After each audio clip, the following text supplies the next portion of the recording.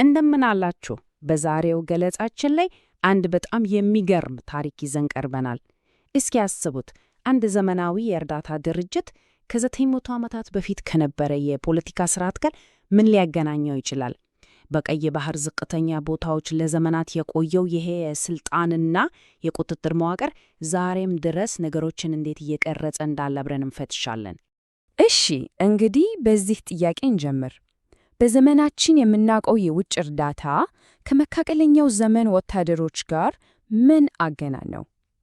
እንግዲህ ጥያቄ ይመስላል አይደል? ግን እመኑኝ፣ የዛሬው ገለጻችን ቁልፍ ምስጢር አለው እዚሽ ጥያቄ ውስጥ ነው።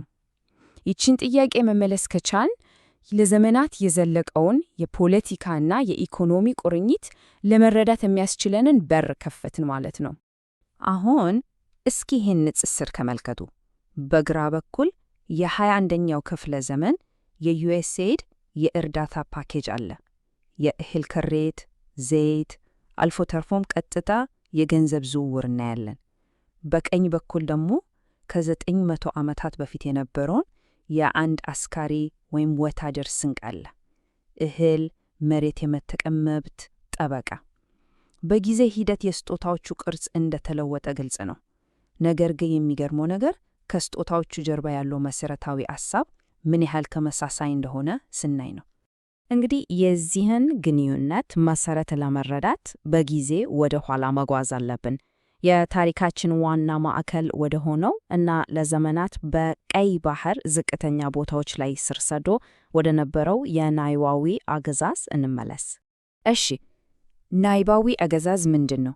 በቀላል አነጋገር የአካባቢው ስልጣን ከአባት ወደ ልጅ በውርስ የሚተላለፍበት ለዘመናት የጸና ስርዓት ነው። ይህ ማለት በአንድ አካባቢ ማን ስልጣን እንደሚይዝ፣ ማን ሀብት እንደሚያከፋፍል እና ማን ታማኝነትን እንደሚጠይቅ የሚወስነው ይኸው የቤተሰብ የስልጣን ሰንሰለት ነበር ማለት ነው። የዚህ ስርዓት ትልቁ ጥንካሬ ዘላቂነቱ ላይ የተመሰረተ መሆኑ ነው። አንድ ገዢ ሲሞት ትልቅ የስልጣን ሽኩቻ አይኖርም። በፍጹም ስልጣኑ በቀጥታ ለተመረጠው ወራሽ ይተላለፋል። ይህ ሂደት ለብዙ መቶ ዓመታት ሊተነበይ የሚችል እና የተረጋጋ የኃይል መዋቅር በመፍጠር የማህበረሰቡን ህልውና አስጠብቋ። ታዲያ ይህ የስልጣን መዋቅር እንዴት ነበር የሚሰራው? ሞተሩ ምን ነበር?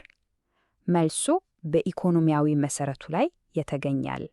የናይባዊ አገዛዝ የኃይል ምንጭ ስንቅ ተብሎ በሚታወቀው ወሳኝ ጽንሰ ሐሳብ ላይ የተመሰረተ ነበር። እስኪ እንደ አንድ ማህበራዊ ውል እናስበው። በነይቦና በአስካሪው መካከል የነበረ ስምምነት ነው። ነይቦ ለህልውና አስፈላጊ የሆኑትን ነገሮች ይሰጣል፣ ምግብ፣ መሬትና ጥበቃ። በምላሹ ደግሞ አስካሪው ማይተካ ነገር ይሰጣል፣ ያለምንም ጥያቄ ታማኝነቱን፣ ወታደራዊ አገልግሎቱን እና ግብሩን። ይሄ እርስ በርስ የመደጋገፍ ግንኙነት ለመላው የፖለቲካ ስርዓቱ እንደ አከርካሪ አጥንት ሆኖ አገልግሏል። እዚህ ላይ መረዳት ያለብን አንድ ቁልፍ ሐሳብ አለ።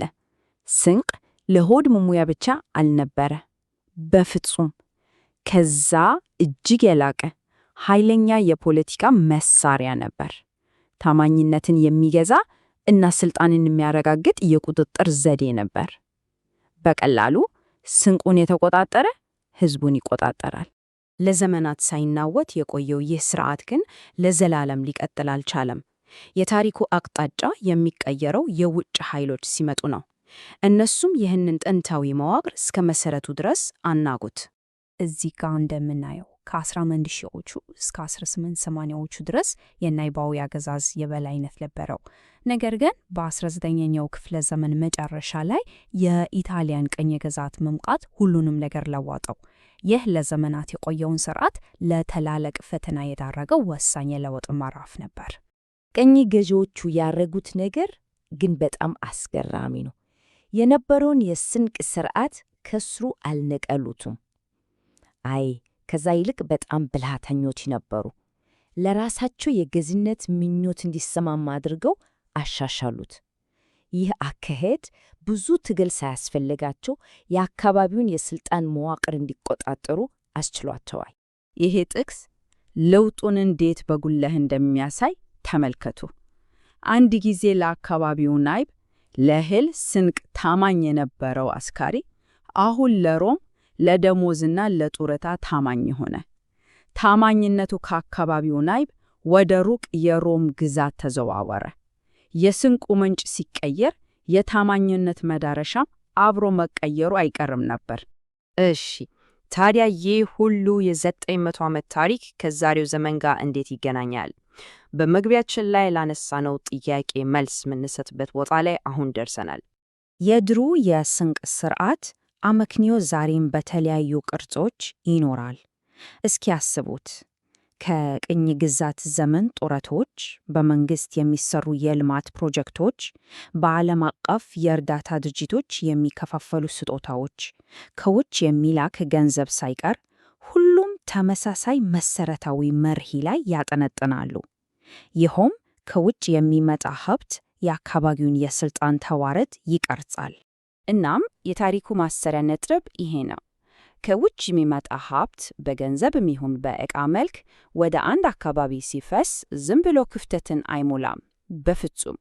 ይልቅንም የአካባቢውን ፖለቲካ እና የሥልጣን ግንኙነቶችን እንደ አዲስ የመቅረጽ ኃይል አለው።